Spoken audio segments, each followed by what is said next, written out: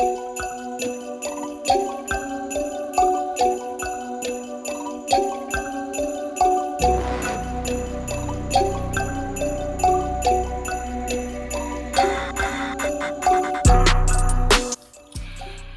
up, guys? Welcome back to my channel. A lot has changed since you saw me last. For example, it's raining and snowing other places. We basically went in from summer straight into winter, and I've already started decorating. I was told my room lacks color and looks kind of boring, so I went to Hobby Lobby and got a bunch of things to spice it up a little bit. Also, I got this beanie there. Today we're trying to bring down the surface area on this forehead. So I got this one. I got like an olive green, like military green one, and then I got a headband there, and I'm super excited to use those. So also, what has changed recently is your girl is now a nationally registered paramedic as well as a California state paramedic. So I have my P number and everything. I'm waiting on my little blue card to be able to certify with my county. So that's what's going on with me. So I thought I would do a video on my experience with the National Registry, like studying and stuff, and then how it actually went. Also, I will say that I did film this video already, and I filmed on the way to test and right after, but I looked hella busted, so we're not gonna show those clips just today, right now. So let's jump into it. Let's start off with what I used to prepare for National Registry. So in California state and my county, we don't have a lot of stuff in our scope. We don't have needle crike or surgical crike. We don't intubate peds anymore, and we don't have quite a bit of meds. We don't have RSI, like we don't have a lot. So with that being said, I took what I didn't have, like what I didn't put too much focus on in school during like my internship and stuff, and used that to study up for National Registry. So the first thing I did that I advise other people to do, and let me just preface this by saying this is my personal experience and this is what I think would help people, but you guys can, I mean, everyone does their own thing and it works for them, but this is just my experience and my advice. So the first thing I'll say is use an app or a website to use like the computer adaptive testing, like prep yourself with that computer adaptive testing. There are quite a few sites. I used medictest.com and it just generated the questions over and over again. The thing that I loved about it was that it was very specific, so it wasn't just like category like cardiac, trauma, medical, OB, whatever. It went like more in depth into each of those like subjects, and then you could see where you were weak and where you were strong at, and like work on both of those, or not like focus on the strengths and focus more on the weaknesses. So, and when I say like it was super in depth, if you think about cardiac, it wasn't just cardiac as a whole, it was pathophys, and then it was like it would go into rhythms, and then within rhythms it would go into blocks, ventricular rhythms. Like it was pretty in depth, so I really liked it, and I started using that. I started using that when I was still on internship. So I would take my computer to internship, or when I was at home and on my downtime, I would just like go at it with that computer adaptive, like just practice exam after practice exam to practice tests. And there are other websites like that. There's EMTnationaltraining.com, there's EMTprep.com, there's apps. So there's the Paramedic Pocket Prep app on your phone or iPad or Google Play or whatever it is that you use, and that's a good one. The one I like about that one is that it gives you a lot better explanation as to why the right answer is the right answer. So medictest.com did that. Like I think all of these sites pretty much do that, but that one had a really good in-depth explanation, like paragraphs upon paragraphs. And as we all know, National Registry, you can have multiple right answers. So with that one, it would explain why this one was more correct than all of the other ones, and kind of compared and contrasted them. And so you got a better idea of how you were doing and how to do better, I guess. And I'll link all these websites and apps and stuff below, but I will say that you have to pay for them. So on each of them, they do have like trial ones where you have like a 6 question or 10 bank question of each subject that's free. And at the end of the day, that is how they do make their money, because they do get these questions from National Registry. But it is 100% worth it.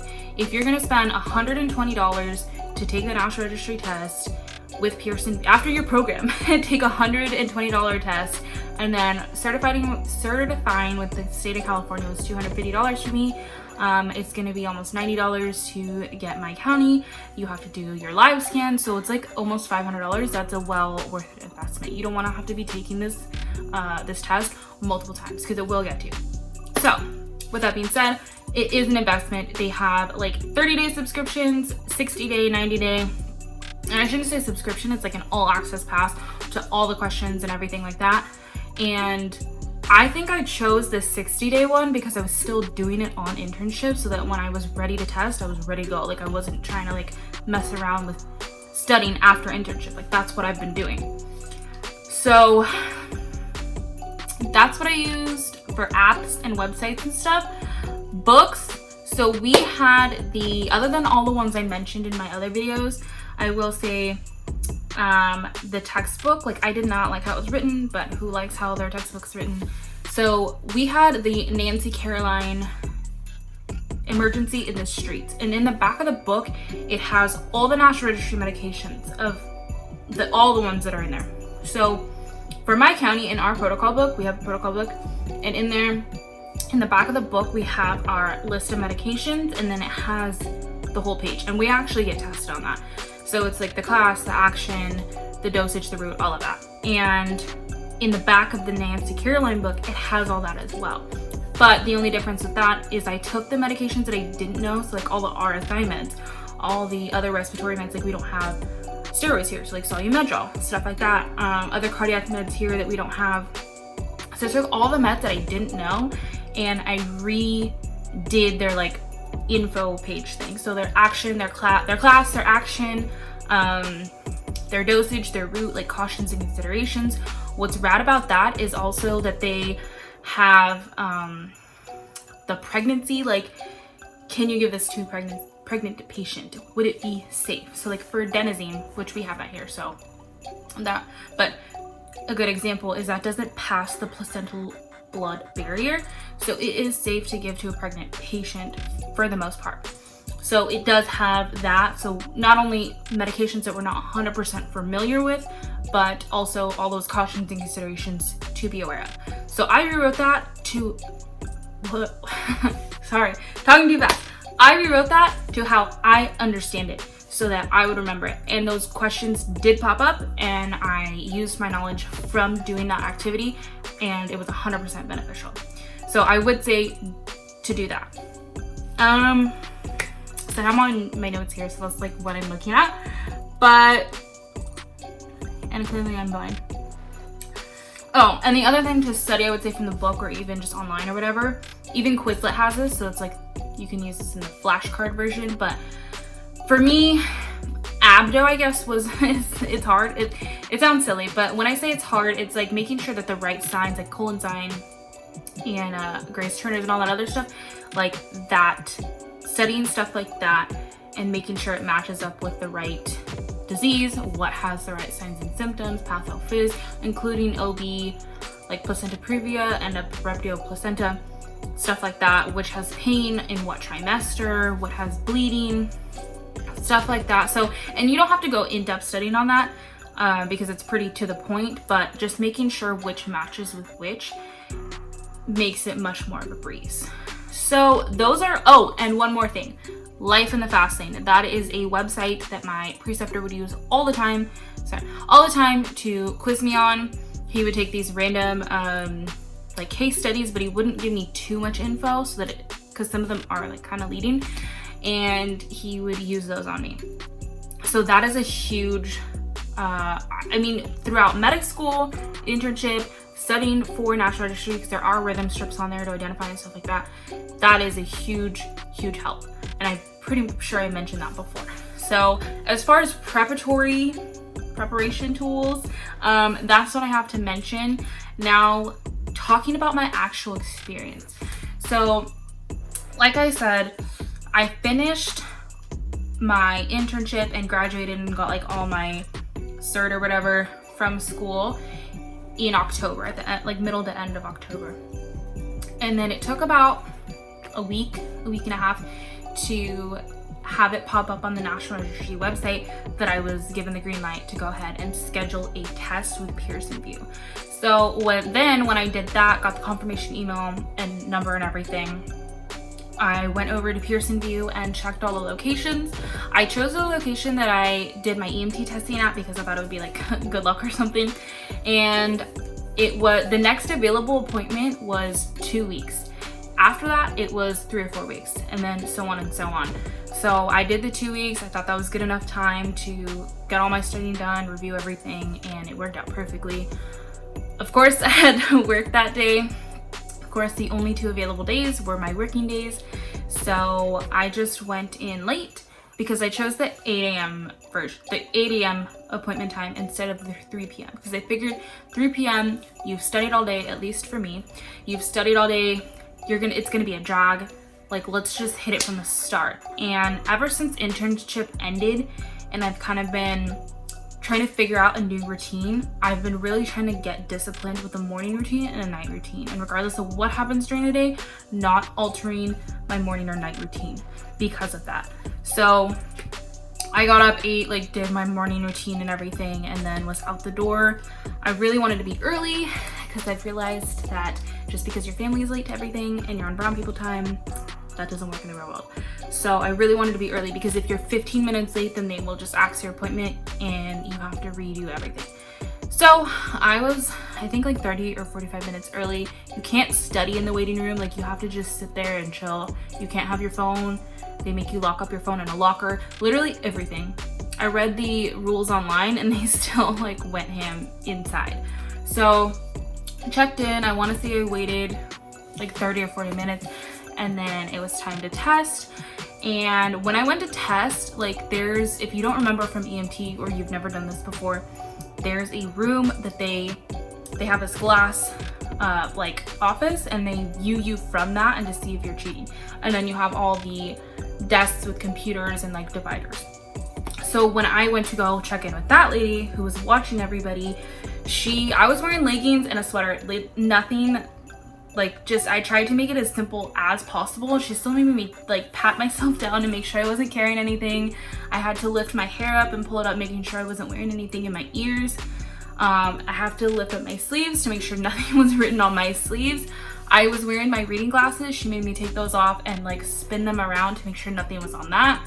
I had a like fiber cloth to wipe my glasses. She wouldn't let me take that in there. Like, it was intense. And so then the test started. During the test, I was looking at everything, taking it all in, and there's a calculator. There's a calculator in the left upper hand corner of your test. Use it. I didn't. So you're also given a dry erase like paper thing, just like you are for the EMT version. And I just started, initially I was using it to just write random things down that I didn't remember, like I forgot what Brown-Séquard syndrome is, Torch syndrome, the Malin-Potty score. So I was writing those things down to mention them later and to research them later. But then it came to a burn question, and everybody's gonna get a burn question. It doesn't matter who you are, you're gonna get one. So know the Pargolin formula. I was told that, I studied that, I memorized that from medic school, even though we don't use it out here. And I did it. Like, I used the little paper to draw a little guy and then fill in the BSA percentage so that I could calculate it. And then I used that to use the Pargolin formula by hand. And then I selected my answer and went to the next question and realized I could have checked my score with the calculator because there's a calculator on there and I didn't use it.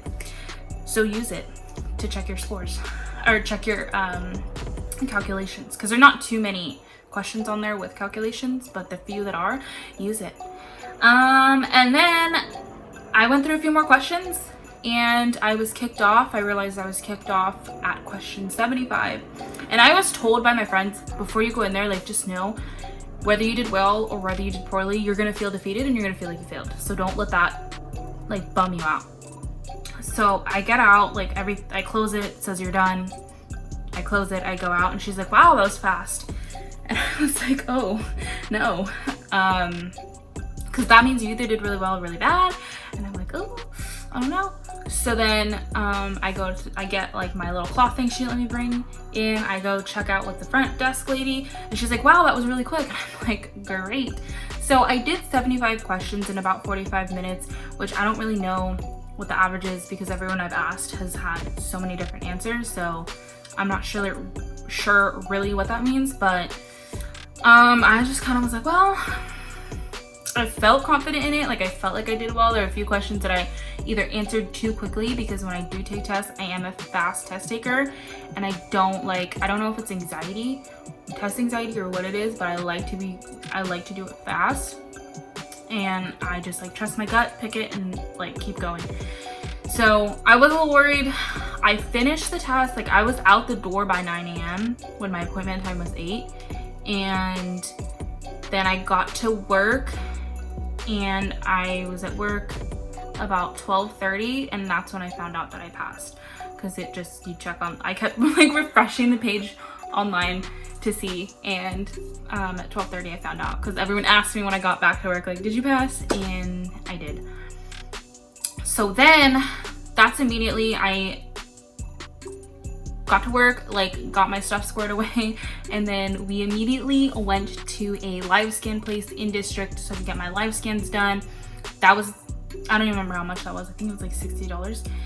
And then right as we were finishing up, I got a call. We got a call.